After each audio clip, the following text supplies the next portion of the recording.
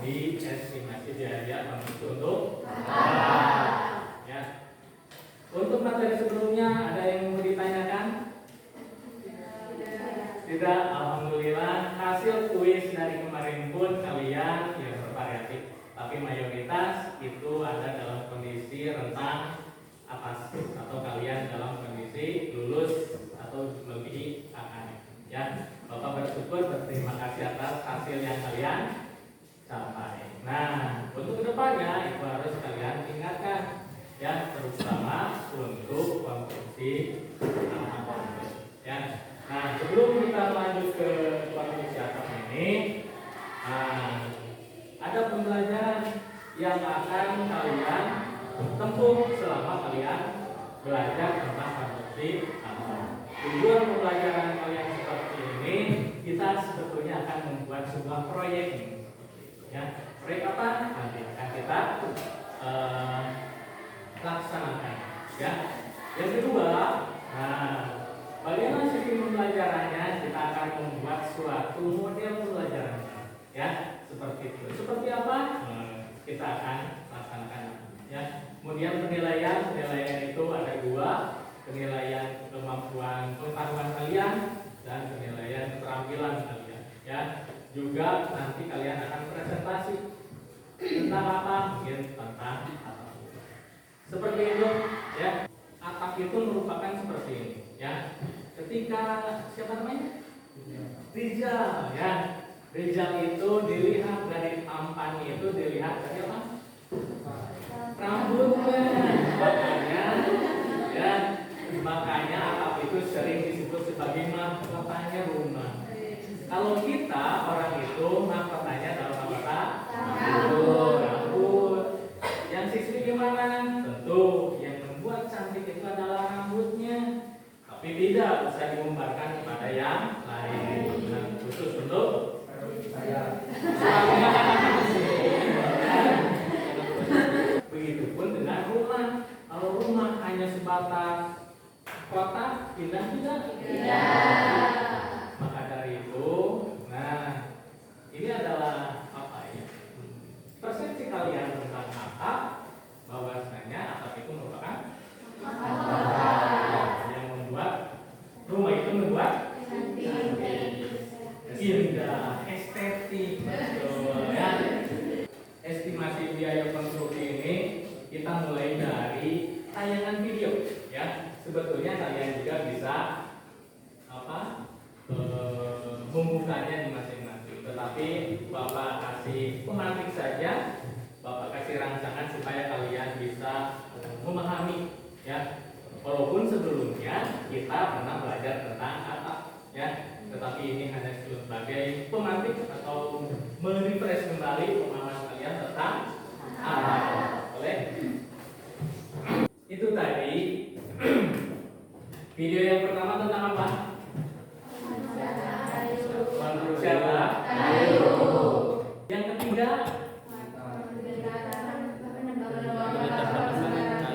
penebangan pohon.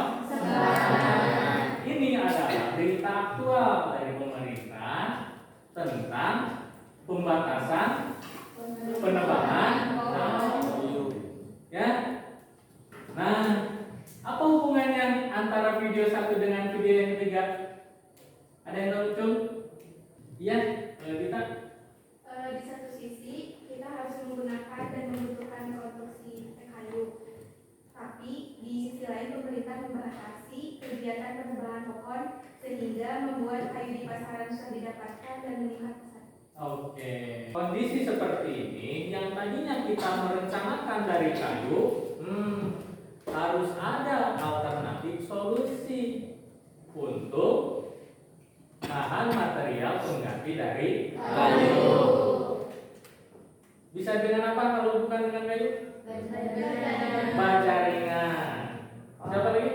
Baja WF. Baja WF. Nah, di sini kita sebetulnya ingin membandingkan ya alternatif solusi ketika kayu di pasaran itu nggak ada. Kita cari suatu hal yang mulai populer di masyarakat. Apa? Ya. Nah, ini ada sedikit video tentang baja ringan. Itu sekilas tentang baja ringan yang menjadi salah satu alternatif solusi ketika kayu itu di pasaran susah didapatkan. Ya, bisa saja orang memilih tadi baja berat atau baja WM, bisa saja memilih bambu, ya. Tapi Bapak kasih saja satu aja dulu perbandingan ketika misalkan kayu yang ada di pasaran itu digunakan baja. Nah, ke depan kita akan membuat sebuah proyek, ya. Kita akan membuat sebuah proyek bagaimana perbandingan estimasi biaya konstruksi antara material kayu dengan material baja ringan untuk konstruksi. Pertanyaan mendasar pada proyek yang akan kita buat itu adalah yang pertama apa? Bagaimana menghitung estimasi biaya konstruksi atap? Yang ketiga, Mana yang lebih ekonomis antara material kayu dengan baja ringan untuk konstruksi atap? ini pelajaran kita itu adalah menghitung tentang estimasi biaya konstruksi. Kita harus tahu dulu dong, ya, apa mana yang lebih ekonomis. Jangan sampai ketika kita memilih suatu alternatif solusi ternyata harganya itu terlalu tinggi, perbedaannya itu signifikan. Nah, 3 pertanyaan ini yang wajib kalian cari, pecahkan, ya. Bapak akan membuat kalian menjadi beberapa kelompok, ya. Jangan genap. Kalau genap itu biasanya berpasangan, ya. Yang sepasang negosit, yang sepasang negosit. Ya, tidak seperti itu. Bapak membuat 3 orang satu kelompok. Ini ada 30 ya. 30 bagi 3 berarti 10 kelompok. Ya, 10 kelompok ini mohon maaf Bapak buat dengan hasil evaluasi kuis kalian kemarin, ya. Kalian membentuk kelompok, ya. Membentuk kelompok, boleh merapat antar kelompoknya. Kelompok 1 di sini, kelompok 1 boleh. Kelompok 2, kelompok 3, 4, 5, 6 dan silakan.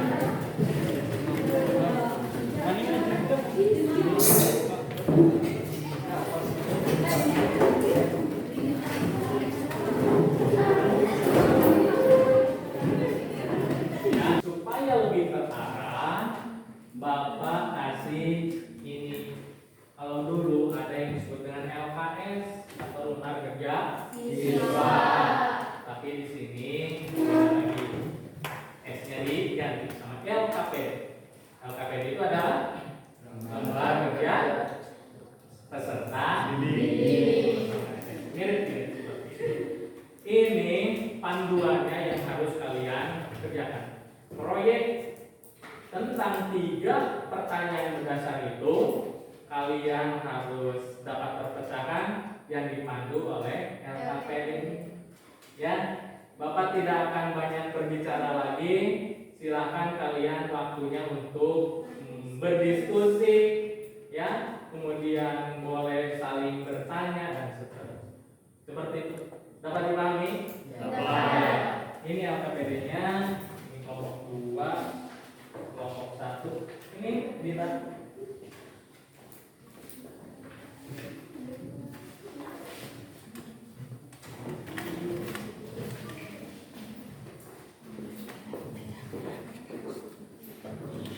Silakan kalian ikuti arahan dari LKPD, ya. Simak baik-baik instruksinya. Apa yang harus dikerjakan dan apa yang harus ya. Dapat dipahami? Ada yang bertanya? Belum? Silakan dicek dulu nanti ada evaluasi tentang pengetahuan di lembar terakhir. Silakan kalian diskusikan.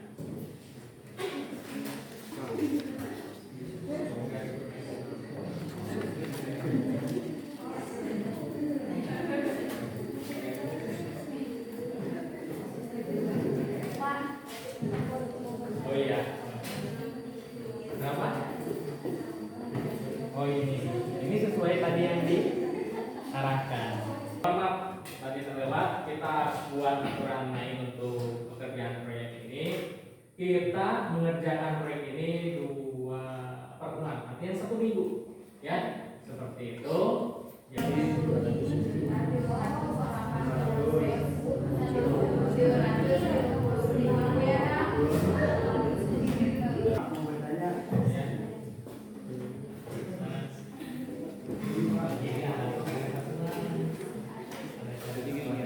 ya, untuk pembelajaran hari ini kita selesaikan sampai di sini aja dulu.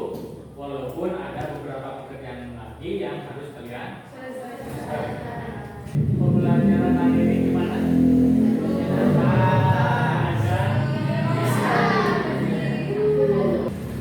Kira-kira apa yang menjadi kelemahan? Tidak ada. Ya. Oke, untuk mengakhiri pembelajaran hari ini di lembar terakhir itu ada evaluasi untuk pengetahuan. Ya, itu masalah-masalah aktual ada di sana. Kemudian ada juga yang berhubungan dengan penyelesaian untuk hari ini. Ya, alhamdulillah kalau hari ini kalian merasa senang ya dengan pembelajaran hari ini. Mudah-mudahan kedepannya lebih baik lagi. Bapak lihat tadi keaktifan dari kalian, Bapak pilih ya relatif semuanya aktif ya, tidak ada yang diam, tidak ada yang asik sendiri. Kemudian Bapak sharekan kembali bahan ajar yang harus kalian pelajari minggu depan ya, bahan ajar yang harus kalian pelajari minggu depan ya, disimak, dipelajari di rumah, jangan sampai kalian gambar terus dibiarkan begitu saja ya. Karena apa? Minggu depan itu akan sangat berhubungan dengan apa yang Bapak akan sharekan ya. Begitu juga dengan hari ini ya, sesuai dengan apa yang Bapak sudah sharekan bahan ajarnya minggu kemarin ya. Seperti itu. Pelajaran untuk minggu depan itu kalian akan melaksanakan 2 hal. Yang pertama adalah mengumpulkan dari laporan kalian, kemudian mempresentasikan ya. Kemudian nanti akan menyimpulkan juga apa yang kalian pelajari untuk hari ini dan minggu depan. Sebelum diakhiri, ada yang pimpin apa yang kalian ingin? Oke, silakan.